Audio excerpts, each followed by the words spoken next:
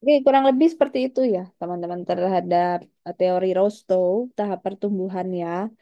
Jadi ada juga yang negara tidak melalui tahapan secara urut. Ada yang langsung menjadi negara maju. Salah satunya di Singapura sebagai salah satu negara Asia Tenggara yang kita katakan negara maju ya. Karena banyak investor di negara tersebut dan salah satu industri besarnya memang pariwisata, teman-teman, menjadi konsumsi untuk warga negara dunia itu ya, pariwisata di Singapura dan juga negara perdagangan ya, perizinan, custom dan sebagainya. Nah, biasanya waktu lepas landas untuk jadi negara yang menuju maju itu lama ya. Ada yang dikatakan 20, 30 itu, ada yang sekitar itu tapi ada yang kurang dari itu. Jadi tidak pasti juga ya, teman-teman. Dan juga yang kita kategorikan tadi, negara maju dan tidak, itu masih dikatakan sulit untuk ukuran Indonesia dikatakan negara maju juga ada yang percaya, ada yang tidak percaya kan. Jadi masih susah untuk diukur secara ilmiah dan yang membedakan juga masih rancu ya antar tahapan tersebut. Kita hanya cukup mengetahui saja ada seorang ahli ekonomi membagi pertumbuhan sebuah negara itu secara garis lurus begitu dari yang sederhana sampai ke tingkat kompleks gitu saja ya. Di mana 5 tahapan itu terdiri dari tahapan yang tradisional, prasyarat lepas landas, lalu menuju maju dan negara yang maju begitu atau high consumption, high mass consumption. Lalu ada juga kritik yang berikutnya ya untuk penanaman modal sendiri itu belum bisa dipastikan. Terkadang penanaman modal juga belum bisa dikatakan sebagai tolok ukur tahapan. Ada juga kritik yang lain, ahli yang lain ya, di mana Karen Cross juga mengkritik tahapan ekonominya Rostow ya, menyatakan bahwa perbedaan penanaman modal di sebuah negara masa dulu dan masa sekarang bisa saja di era-era padat karya, di era pra-lepas landas juga ada modal, teman-teman ya. Jadi kalau Rosto itu kan dikatakan kita masuk tahap 4 menuju maju kalau ada penanaman modal asing. Tetapi di era padat karya di tahap 2 itu bisa saja terjadi penanaman modal asing ya. Jadi tidak pasti ciri-cirinya. Tetapi Rosto punya sanggahan atau jawabannya bahwa pembangunan ekonomi tetap harus dilalui secara urut ya, karena corak setiap negara itu tetap akan ada kesamaan secara umum begitu. Kesamaan secara umum ini karakter negara tertentu ya. Misal kalau Asia Tenggara rata-rata mirip-mirip seperti itu kira-kira Rosto menjawab. Lalu ada juga perbedaannya kalau di kondisi maju itu tahap lepas landasnya dengan yang dialami negara berkembang itu beda, teman-teman. Jadi negara maju Amerika prosesnya itu berbeda dengan negara maju di Singapura atau negara maju versi Inggris itu proses bisa jadi majunya Inggris dengan proses bisa jadi majunya Jepang itu berbeda gitu ya. Ini yang dimaksud dari Green Cross, tidak bisa lewat tahapan yang sama seperti itu. Tetapi Rosto juga menyatakan bahwa tetap saja ada yang sama begitu karena sebuah negara isinya adalah manusia di mana isi pergerakan manusia itu ada kemiripan gitu ya. Kemiripannya itu mungkin dari awal adalah pertanian. Jadi semua negara itu pasti melalui dari proses pertanian, teman-teman. Kenapa? Pertanian itu adalah ciri pergerakan ekonomi yang paling awal bagi sebuah negara. Awalnya mencukupi dalam negeri dulu, baru pada akhirnya bisa ke luar negeri mengekspor, kurang lebih seperti itu. Namanya pertanian itu setiap negara ada. Jadi ini yang dimaksud Rosto ya, tetap ada kesamaan walaupun nanti pada akhirnya di proses kelimanya punya caranya masing-masing. Kurang lebih seperti itu. Berikutnya kita bisa simpulkan ya untuk lepas landas. Jadi lepas landas ini artinya Indonesia juga pernah ya di posisi ini. Nanti kita akan cek timeline atau rentang waktu Indonesia itu punya pertumbuhan ekonomi itu seperti apa, di tahap mana kita pernah di tahap lepas landas itu yang seperti apa dan kapan terjadi timeline waktunya. Nah, untuk lepas landas ini kan dia proses dari tiga ya. Tiga ini padat karya ke padat modal. di mana sudah mulai ada pabrik dengan alat-alat modern, sudah mulai ada modal asing masuk, ya, mulai untuk mencoba ekspor, gitu, mulai mencoba memenuhi kebutuhan negara lain. Ini adalah lepas landas, teman-teman. Nah, Indonesia pernah ada di era ini ketika Orde Baru. Nanti kita akan sampai ke sana ya di slide berikutnya. Di era Pak Soeharto, kita juga sudah pernah ekspor, teman-teman ya. Seperti itu. Nah, untuk lepas landas di Amerika Serikat, ini menurut Rostow, pada saat lepas landas itu, industri mulai bertumbuh ciri-cirinya ya. Nah, industri ini hampir rata, tidak satu jenis bidang, tapi ada bidang yang lain. Kalau memang industrinya ada pertanian, ada juga teknologi, ada juga industri pendidikan juga ikut maju. Jadi bidang lain juga bertumbuh, merata. Nah, sedangkan Indonesia belum merata bidang pertaniannya mungkin kurang, hanya pembajak sawah yang sederhana misalnya. Tapi Jepang itu semuanya sudah modern untuk sawahnya, untuk pendidikannya juga modern. Jadi semua bidang itu rata gitu. Kalau satu modern, modern semua. Itu yang dimaksud lepas landas gitu ya teman-teman. Nah, untuk pertumbuhan modal itu juga terjadi perluasan. Jadi modal ini adalah bahan bakar untuk semua bidang bisa berkembang. Caranya ada dana, suntikan uang gitu kan, entah dari asing atau dari dalam negeri sendiri, dari perusahaan perorangan atau bisa perusahaan. Ini untuk perluasan pasar, perbaikan sarana dan transportasi. Itu yang disebut dengan lepas landas, teman-teman ya. Ini yang dilakukan Amerika adalah itu penyuntikan dana untuk industri besar. Lalu ada juga perluasan pasar ini konsumen ya, ada juga konsumen-konsumen yang akhirnya membeli barang gitu teman-teman. Sebentar, share-nya ke pause. Tunggu lanjut lagi.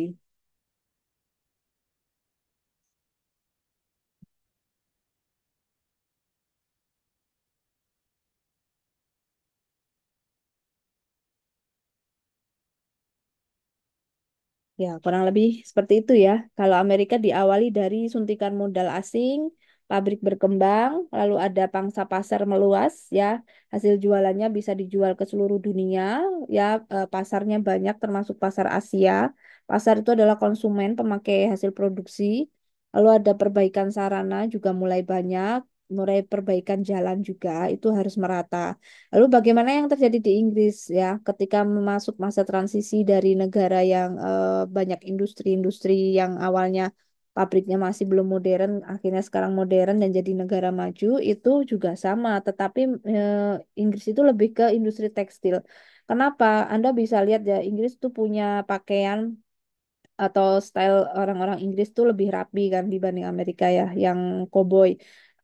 Biasanya nanti kalau kalian melihat tuh orang Inggris lebih stylish gitu. Nah, negaranya memang seperti itu teman-teman. Negaranya memang sangat rapi dengan pakaian karena mereka punya sejarah industri tekstil itu sebagai pendorong mereka maju sebagai negara yang mulai berkembang menjadi negara lepas landas dan akhirnya negara yang maju seperti sekarang ya itu dari industri tekstil. Mungkin Anda bisa lihat di film Netflix ada saya lupa namanya Bridgerton ya Bridgerton terus ada film-film Inggris ya ada Enola Holmes itu pakaiannya kan luar biasa ya dari era Queen Elizabeth mereka punya pakaian yang sangat stylish sangat modis gitu ya dengan bahan yang beragam dan sebagainya itu menandakan mereka punya fokus di industri tekstil. Dan yang berikutnya adalah industri besi.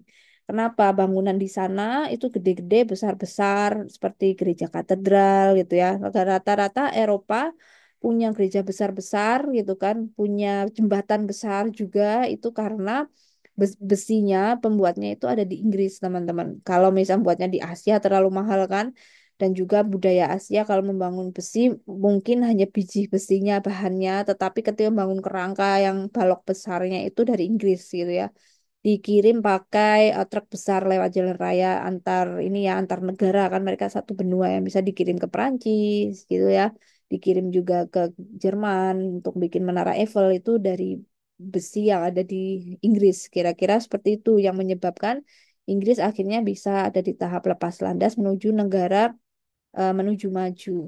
Ya, di situ perannya meningkat dari 0,5% banyak yang memerlukan hasil produksi Inggris sampai 12% ya. Itu kurang lebih Inggris mengalami lepas landas di 1700. Itu setelah revolusi industri ya. Bayangkan ya, untuk bisa dikatakan negara maju itu butuh proses yang mungkin ratusan tahun ya teman-teman. Jadi tidak mungkin mungkin kita dikatakan maju masih banyak yang ragu karena Inggris saja butuh hampir 300 tahun ya dari lepas landas ke sekarang ke posisi yang sekarang gitu ya kira-kira. Lalu berikutnya yang nomor tiga lepas landas untuk Asia gitu ya yaitu di Jepang dan Rusia. Rusia kan antara dia benua tengah Asia atau dia ikut Amerika kan masih rancu waktu itu kan Rusia juga sering perang ya di negara bagian semakin lebar sebuah negara kawasan negara itu semakin besar, biasanya memang rawan terjadi kecemburuan sosial antar daerah, sehingga kebanyakan mereka menginginkan melepaskan diri. Karena secara logika, susah ya sebuah negara itu memperhatikan satu persatu kalau semakin lebar kawasannya, karena butuh uang, butuh dana memberikan makan, membangunkan jalan, membuat pelabuhan itu kan repot ya. Makanya kadang ada banyak kelompok separatis itu muncul. Nah, ini terjadi perang saudara dan berusaha untuk melepaskan diri. Itu terjadi di Rusia ya, teman-teman. Rusia dan Soviet dulu kan ini jadi satu ya, akhirnya berpisah karena semakin lebar, semakin rentan biasanya. Nah, menurut seorang ahli gitu ya di Jepang mengalami lepas landas itu ketika era-era setelah Perang Dunia, teman-teman ya. Ini dia mencapai pertumbuhan investasinya 14% ya. Bahkan lebih tinggi dari prediksinya Rostow. Kurang lebih seperti itu. Jadi untuk Jepang dan Rusia, mereka ini terjadi penanaman modal yang menyebabkan mereka berevolusi secara cepat. Jadi menjadi negara menuju maju. Jadi tidak seperti Inggris ya ada industri yang sifatnya spesifik. Kalau Jepang ini dia seperti kawasan yang di Singapura mirip-mirip. Jadi Asia ini rata-rata dari negara pertanian tiba-tiba jadi negara teknologi itu karena ada investasi, teman-teman. Istilahnya pintar bernegosiasi dengan negara-negara maju sehingga mereka membangun sebuah pabrik untuk kecukupan dalam negeri dan kegiatan ekspor karena dari suntikan modal-modal asing. Sehingga banyak ya kawasan Asia yang maju itu sebenarnya adalah persemakmurannya orang-orang barat gitu ya kayak Hong Kong itu biasanya masih di bawah persemakmuran Inggris gitu kan. Singapura juga masih jadi klannya Amerika atau Jepang itu kan sahabat baiknya Amerika ya. Korea Selatan juga sahabat baiknya Amerika karena banyak modal asing yang ditanamkan di negara tersebut. Emang seperti itu ya. Nah, apakah Indonesia juga seperti itu? Apakah Indonesia masih dikatakan negara yang belum masuk tahap 4, tahap 5 atau masih di tahap lepas landas menunggu 100 tahun gitu kan teman-teman. Nah, kita masuk lagi ya ke tahap perekonomian pertumbuhan Indonesia. Tadi pertanyaan besarnya Indonesia itu seperti apa? Oke, kira-kira Indonesia ini sudah berapa lama ya melakukan proses pertumbuhan ekonomi? Sudah cukup lama, teman-teman. Tetapi kita harus bisa katakan hitungannya setelah kemerdekaan ya. Setelah kemerdekaan tahun 45 ke tahun 66, Indonesia itu masih dikatakan masa transisi dari proses penjajahan. Karena namanya dijajah itu kan traumanya besar, terus masih ada hawa-hawa belum bisa move on dengan sistem yang lama, masih kan ada juga ya tokoh politikus di Indonesia yang dijajah itu senang juga ada teman-teman. Tidak semua penjajahan itu sifatnya buruk. Istilahnya saja penjajahan, tetapi mungkin ada beberapa teman-teman melihat tokoh politis secara sejarah itu ada yang pro Belanda, ada yang pro Inggris karena suka dengan pemikiran mereka tentang memajukan teknologi tentang bagaimana mengembangkan pertumbuhan ekonomi. Nah, kurang lebih seperti itu, teman-teman. Jadi, untuk bisa merdeka itu lawannya bukan hanya orang penjajahnya, tetapi kadang lawan untuk merdeka adalah orang-orang dalam negeri sendiri, gitu ya, rival politik sendiri, teman-teman, gitu ya. Nah, sehingga kita katakan ada yang namanya fase atau masa Orde Lama. Nah, masa Orde Lama ini itu adalah fase setelah kemerdekaan tahun 45, di mana di tahun 45 ini presidennya adalah Bapak Soekarno, ya, dan masa Orde Lama itu sampai tahun 1966. Nah, di sini masih masa transisi. Kenapa? Ini masih dikatakan masih hawa-hawanya masih Belanda. masih liberal ya, ekonominya masih liberal, masih terbawa-bawa dengan hawa penjajahan dan beberapa orang asing masih ada di Indonesia. Seperti Belanda juga masih ada. Bahkan ada yang bilang Indonesia tahun 45 belum merdeka sepenuhnya. Merdeka sepenuhnya itu ketika pemikiran-pemikiran penjajahan itu sudah tidak ada. Pemikiran Belanda tidak ada, pemikiran Eropa tidak ada. Muncullah di Orde Baru yang mendekati 60-an itu baru lepas dari masa-masa eh, setelah penjajahan. Oke, di masa Orde Lama ini teman-teman di sini banyak laju pertumbuhan yang lumayan ya. Tetapi memang inflasinya tinggi sekali. Inflasi itu artinya mata uang Indonesia masih belum kuat sebagai mata uang yang bisa ditandingkan dengan mata uang negara lainnya. Bahkan inflasi ini atau mata uang ini semakin kalah dengan negara tetangga ya teman-teman. Namanya orang baru merdeka, masih ada gonjang-ganjing untuk merumuskan dasar negara, belum pasti, itu pasti ekonominya tidak stabil. Dan pertumbuhan juga pembangunan juga belum pesat ya di tahun itu. Sehingga laju inflasinya tuh pernah sampai 600%. Bayangkan, pernah terjadi huru-hara mata uang Indonesia tuh anjlok ya. Ibaratnya dibandingkan dengan mata uang tetangga, kita tidak bisa membeli barang-barang luar negeri begitu. Itu era setelah kemerdekaan. Lalu digantikan di Orde Baru setelah Pak Soekarno turun, lalu berganti dengan Bapak Soeharto, teman-teman. Nah, di Bapak Soeharto ini yaitu kita katakan sebagai negara masa Orde Baru. Ini sampai tahun 97. Ada yang bilang sampai tahun 98 ya. Ini eranya Sidul anak sekolahan, eranya generasi saya, generasi milenial itu memiliki masa paling bahagia dalam hidup gitu ya di eranya Pak Soeharto. Di saat ini sangat terasa kita ini seperti ini apa sangat diatur sekali ya teman-teman. Ketika berangkat sekolah kita harus menghafalkan UUD 45 di hari Senin, harus upacara bendera tiap hari Senin di dalam kelas, menghafalkan nama menteri dan sebagainya. Jadi sangat terprogram karena kita punya pemimpin saat itu di era Pak Soeharto di Orde Baru. Mereka ini punya program-program yang disebut dengan program jangka pendek ya. Ada tahap penyelamatan, rehabilitasi, konsolidasi, dan stabilisasi. Bahkan saat itu Menteri Equinnya itu juga terkenal ya. Menteri Equin di era Orde Baru itu ekonomi dan pembangunan itu Tikian Gi dari orang ini ya ras Cina. Dari kebetulan beliau memang orang yang hebat ya teman-teman. Dan sampai saat ini itu masih menjadi sejarah ya menteri tersebut. Karena pernah kita punya tahapan pembangunan itu ada jenisnya itu ada tiga.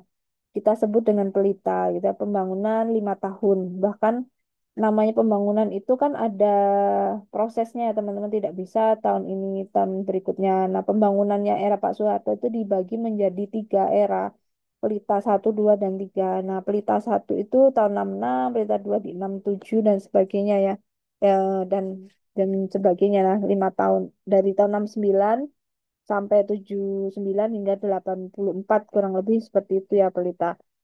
Nah, itu yang di Orde Baru. Lalu yang terakhir setelah Pak Soeharto tidak menjabat lagi ya teman-teman, kita dipimpin oleh Pak Habibie ya yang sebagai wakilnya waktu itu. Itu kita sebut dengan era reformasi. Lalu bergulir lagi ada eh, Bapak Gus Dur, ada Ibu Megawati, lalu ada Bapak SBY hingga sekarang Bapak Jokowi itu masuk ke era yang disebut dengan masa Orde Reformasi. Nah, di sini laju pertumbuhan ekonominya menjadi positif, teman-teman, karena sudah ada modal asing, kita sudah punya sahabat negara asing juga, ya, dan bahkan ada sektor lain yang mulai berkembang gitu ya, teman-teman. Dan di sini kita katakan Indonesia hampir dari tahap 4 ya, hampir masuk ke tahap 4 kurang lebih seperti itu, sudah berhasil lepas ke padat modal gitu, tidak lagi ke padat karya. Karena kita mungkin bisa lihat pabrik-pabrik di Indonesia sudah mulai menggunakan alat-alat yang modern. Itu kira-kira ya, tidak lagi isinya manusia 100%. Oke, ini yang teori terakhir di slide ini untuk materi hari ini tentang faktor yang mempengaruhi ya pertumbuhan ekonomi di Indonesia itu apa saja. Sebenarnya yang paling mempengaruhi itu adalah masalah kesenjangan sih. Masalah kesenjangan perekonomian itu sangat mempengaruhi ya teman-teman. Ada juga warga negara yang belum punya pendapatan yang layak, masih di bawah UMR, kan maunya semuanya harus punya pendapatan sesuai UMR ya. Tapi ada juga ya masih banyak yang belum punya pekerjaan dan sebagainya. Keterserapannya masih sangat rendah gitu ya. Sektor industrinya banyak tapi masih kurang, warganya banyak yang menganggur pada usia produktif. Inilah yang akhirnya pertumbuhan ekonomi menjadi terhenti, teman-teman. Oke. Nah, yang pertama adalah faktor produksi. Di sini kita harus bisa memanfaatkan tenaga kerja. Tadi yang dikatakan banyak sekali anak muda yang setelah lulus menganggur, ini akan mempengaruhi faktor produksi. Ketika faktor produksinya tidak pesat, tenaga kerjanya kurang aktif, biasanya nanti kita tidak bisa menciptakan apa ya devisa negara yang lebih gitu karena kita butuh orang-orang untuk bisa bekerja menggerakkan roda perekonomian seperti pengusaha, kita banyak juga pabrik baru, gitu banyak investor masuk. Makanya sempat waktu itu pernah didanai ya oleh beberapa funding asing anak muda yang punya usaha startup ya dikucurkan dana sekitar 1 miliar karena ini adalah salah satu untuk motivasi mempengaruhi pertumbuhan ekonomi Indonesia supaya bergerak positif. Berikutnya ada faktor investasi. Semakin banyak orang asing menanamkan modal, kita bisa bangun pabrik, itu bikin usaha dan sebagainya. Ada faktor perdagangan luar negeri. Ini di sini maksudnya adalah surplus ya. Kalau kita ekspor, setidaknya kita untung banyak untuk mendapatkan devisa dalam negeri sehingga bisa membangun jalan, jembatan, juga bandara, terminal, itu angkutan umum kurang lebih seperti itu. Kalau kita angkutan umumnya masih belum merata ya teman-teman masih banyak kendaraan pribadi yang beroperasi. Semakin maju negara itu harusnya angkutan umumnya, public transportation-nya itu semakin maju dan tidak bergantung kendaraan pribadi. Seharusnya sih seperti itu ya. Untuk faktor kebijakan moneter dan inflasi juga jadi yang mempengaruhi ini karena ada kebijakan nilai tukar rupiah gitu ya. Dan tinggal suku bunga. Ini akan juga menjadi patokan apakah nilai mata uang negara tersebut Indonesia ini kuat atau tidak. Itu kadang ada kebijakan moneter. Lalu yang terakhir itu faktor keuangan negara. Nah, di sini ada kebijakan fiskal terkait dengan ekspor impor ya, teman-teman, untuk aturan-aturan yang diberlakukan untuk barang-barang yang masuk itu apakah harus dengan aturan ketat yang lebih mahal dan sebagainya supaya pertumbuhan ekonomi itu tidak terlalu dipusingkan atau tidak bersaing yang ketat ya dengan barang-barang asing itu bisa jadi ya dengan cara kebijakan fiskal menaikkan tarif barang-barang impor. Oke, kira-kira seperti itu teman-teman faktor mempengaruhi pertumbuhan ekonomi gitu ya. Apakah masih ada yang on atau sudah ada ya kembali ke kelas berikutnya? Ya, ini materi sudah selesai teman-teman. Ada pertanyaan, ada dua. Apakah ada yang ingin mencoba menjawab tahapan pertumbuhan ekonomi di Indonesia? Kira-kira silakan resen saja langsung. Tidak apa-apa, langsung menjawab. Ada tahapan pertumbuhan ekonomi di Indonesia. Ada berapa kira-kira tahapannya? Oke, Bulan ya. Oke, silakan Bulan. Bulan Nur Azizah. Langsung saja Bulan.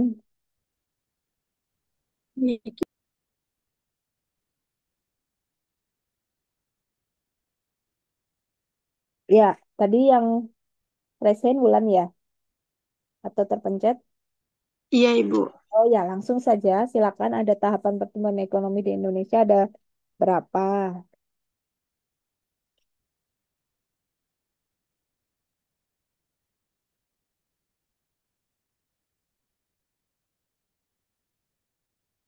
Tahapan pertumbuhan ekonomi di Indonesia ada 5, Ibu. Yang pertama, masyarakat tradisional. Yang kedua, prakondisi lepas landas. Yang ketiga, lepas landas. Yang keempat, bergerak bergerak kedewasaan. Yang kelima, konsumsi massal. Oke, ada yang bisa bantu Wulan? Apakah sudah sesuai?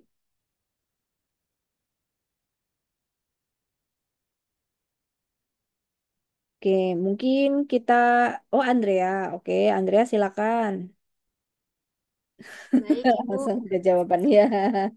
Menurut Silakan. saya, kalau yang tahapan pertumbuhan ekonomi di Indonesia itu ada tiga, yaitu pada masa Orde Lama ketika Indonesia baru merdeka yang dipimpin oleh Presiden Soekarno, itu pertumbuhan ekonominya masih berusaha mencapai kestabilan karena baru merdeka dan masih pemerintah juga masih menyesuaikan. Kemudian ada masa Orde Baru yang dipimpin oleh Presiden Soeharto. Di masa ini lebih terstruktur karena Presiden Soeharto itu memiliki program-program ekonomi jangka pendek seperti yang ada di slide itu, ada tahap penyelamatan, rehabilitasi, konsolidasi dengan tahap stabilisasi. Kemudian terakhir ini masa reformasi yang dimulai oleh Presiden Habibie kemudian dilanjutkan oleh presiden-presiden yang kita tahu sampai sekarang Pak Jokowi. Begitu Ibu. Oke, terima kasih Andrea. Oke, kurang lebih seperti itu ya teman-teman. Jadi untuk Indonesia ada 3 tahapan saja karena kita melalui 3 masa ya, Orde Lama, Baru, dan Reformasi.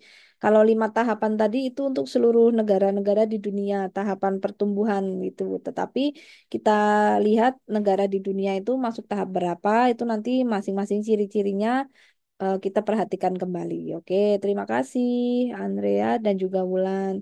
Baik, untuk pertanyaan kedua, silakan siapa yang ingin menjawab? Tahapan pertumbuhan tinggi itu apa? Sopian, silakan langsung present. Jelaskan tahapan pertumbuhan tinggi dari versinya Rosto ya. Tahap pertumbuhan tinggi pada eh, maksudnya tahap-tahap kayak 6 tahap itu ya Ibu, Ya, tahap pertumbuhan tinggi itu yang terakhir berarti. yang konsumsi ya Ibu. Ya, high mass consumption itu seperti apa sih? Itu eh, di mana itu struktur ekonomi mereka sudah tersusun dengan baik, pemerataan infrastruktur juga sudah bagus, tuh negara-negara sudah punya investasi dari luar negeri. Jadi yang mereka fokus sekarang itu adalah berbasis kepada konsumen-konsumen di negara mereka. Jadi eh, jadi gimana ya? Ada sektor jasa, sektor barang konsumsi itu mereka tingkatkan untuk kesejahteraan untuk konsumsi negara mereka itu menurut saya, Ibu. Oke, terima kasih. Sofian Martin ya. Jadi untuk negara yang di tahap 5 atau tahap konsumsi tinggi, ini adalah negara yang kita katakan sudah sebagai negara yang makmur ya. Jadi dia punya produksi dalam negeri itu mencukupi hasil bisa mencukupi kebutuhan negara-negara tetangga. Kurang lebih seperti itu ya teman-teman ya. Dan juga masyarakatnya mampu membeli barang-barang yang tersier ya, barang-barang mewah itu. Kurang lebih seperti itu ya. Dan juga punya pengaruh ke negara lain. Nah, itu ciri-cirinya. Jadi dia melakukan negara lain secara ekonomi pasar, jadi punya pangsa pasar yang lebih besar, lebih luas, seperti negara di Amerika, negara di Jepang, di Inggris, itu barang-barangnya dipakai oleh orang-orang di seluruh dunia, dipakai oleh warga dunia, intinya seperti itu ya, pasarnya sudah semakin luas. Oke, terima kasih. Oke, itu tadi 2 pertanyaan. Mungkin kita masih ada satu, silakan yang ingin Q&A atau pertanyaan lepas, boleh. Ada atau tidak, 1 pertanyaan saja biar genap 3 deh. Satu saja boleh, bebas. Ada dah, kalau tidak ada juga tidak apa-apa sih. Nanti kita simpulkan saja, teman-teman. Tidak ada ya. Oke, kalau tidak ada, mungkin saya bisa simpulkan ya teman-teman bahwa tahapan pertumbuhan menurut Rosto itu ada 5, begitu ya. Pertama tradisional, kedua itu adalah persyaratan lepas landas yang masih padat karya, lalu ada di padat modal, dan yang keempat menuju maju itu sudah hampir bisa lepas dari impor. Yang terakhir adalah sebagai penguasa ekonomi pasar dunia global ya. Itu adalah tahap kelima. Kurang lebih seperti itu. Indonesia ada 3 tahap di masa Orde Baru, Lama, dan juga yang sekarang ya, era reformasi. Tetapi ini katanya mau ada era yang baru ya, sejak Pak Prabowo ini eranya nanti saya lupa ya, lupa istilahnya ya. Kaizen, apa istilahnya? Zaken ya, Zaken. Jadi isinya nanti orang-orang dengan ahli spesifik untuk industri tertentu. Nanti kita lihat ya, itu baru konsepsi. Nah, kalau ini terjadi artinya kita masuk ke masa inovasi atau masa yang baru, teman-teman, bukan masa reformasi lagi, begitu ya. Oke, kurang lebih seperti itu. Ada juga syarat atau faktor yang mempengaruhi tadi ya, banyak sekali seperti produksi tenaga kerja supaya perekonomian negara tumbuh. negara juga punya andil dan campur tangan dalam kebijakan.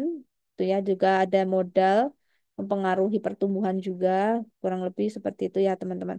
Oke, terima kasih banyak sudah mengikuti kelas pada pagi hari ini. Mudah-mudahan teman-teman mendapatkan manfaat dari kelas hari ini. Terima kasih. Mohon maaf bila ada salah dalam berkata atau kurang berkenan.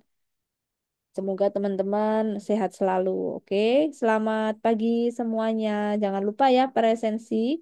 Dan juga tadi yang sudah menjawab, tiga anak memberikan nama dan NIM juga jawaban pertanyaan atau pertanyaannya ya di grup ya. Silakan. Oke, selamat pagi semuanya. Selamat Selamat pagi. Selamat pagi, pagi, terima Terima kasih kasih. guru. Iya, saya end meeting ya.